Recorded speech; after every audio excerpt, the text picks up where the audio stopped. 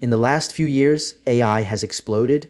We went from clunky chatbots to systems that can code, write, and create images that are stunningly realistic. Most people think this happened just because of bigger computers and more data from the internet. But they're missing the real story. There was one specific brilliant idea that unlocked all of this. It solved a billion-dollar bottleneck and allowed models to teach themselves. Understanding this one concept is the key to understanding all of modern AI. So what was it and how does it work? To understand the breakthrough, we first need to understand the barrier. For decades, the main way to train an AI model was through supervised learning. Imagine you want to teach a model to recognize cats. You'd need to show it thousands of pictures of cats, each with a label that a human created saying, "This is a cat." Now, imagine doing that for every object in the world. This process of manual data labeling was the great bottleneck of AI. It was slow, incredibly expensive, and simply couldn't scale to the level needed to understand something as complex as human language. So how did we break this bottleneck? The answer is a concept called self-supervised learning. The genius of this idea is that the model learns to create its own puzzles and answers from raw, unlabeled text. Instead of a human labeling things, you just take a sentence from Wikipedia, hide a word, and ask the model to predict what's missing. Suddenly, you don't need to pay anyone. Every book, every article, every comment on the internet becomes a perfectly labeled piece of training data completely for free. This is the innovation that allowed us to scale from small models to large language models. This scaling ability created the three tiers of models we have today.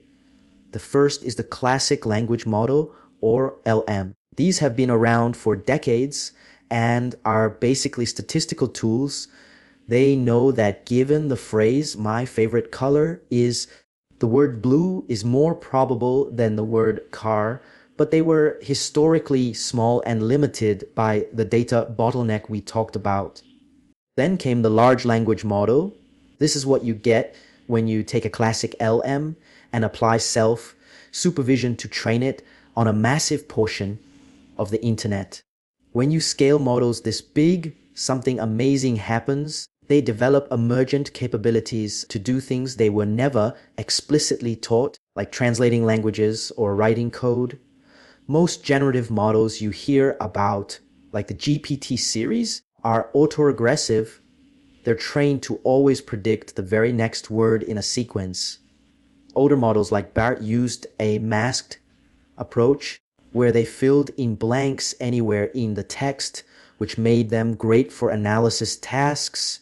That brings us to today and the final step in the evolution, the foundation model. This is the term for a massive model. It can understand multiple types of data. These are the systems that power the modern AI landscape.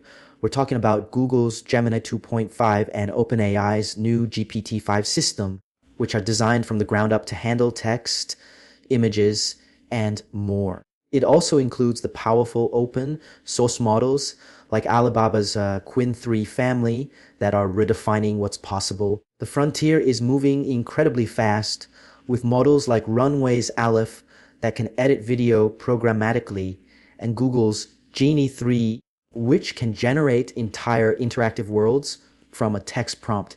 But all of them, no matter how complex, are built on one fundamental unit, and that fundamental unit is the token. Instead of seeing words or characters, models see text as a sequence of these tokens. Think of them like Lego bricks. You can use a few thousand unique brick types to build anything imaginable. Models use a fixed vocabulary of tokens to represent any word or sentence, even made-up ones. Let's see this in action and, more importantly, see why it matters for you as a developer. Okay, here I have a simple Python script. I'm importing tick token, and I'm getting the specific tokenizer GPT-4 model. Now I'll define two sentences. The first is simple. AI engineering is the future. The second has some compound words and special characters. Now watch this. For the first sentence, we get 6 tokens. Notice how future and the period are their own tokens. But look at the second sentence, it results in 7 tokens. This is fascinating. The tokenizer understands sub-words. Self-supervision is broken into self, super, and vision. Why does this matter? Because every API call you make has a cost based on the number of tokens in your input and the output. While the cost difference here is tiny, imagine processing thousands of documents. The way your text is structured directly impacts your monthly bill. This is a direct link between a core AI concept and a real-world engineering constraint. So, from the great data bottleneck to self-supervision to multimodal foundation models built on tokens, now you know the real reason AI exploded. It wasn't just brute force, it was a series of brilliant conceptual breakthroughs. And understanding this is the first most critical step.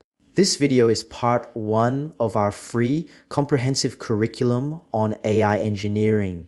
We've just defined the what. In the next video, AI engineering vs ML engineering, the new rules for building with AI, will dive into how the workflow, the tools, and the skills you need have fundamentally changed. If you are serious about building with AI, the only way to ensure you don't miss the next lesson is to subscribe and turn on notifications. Thanks for watching, and I'll see you in the next class.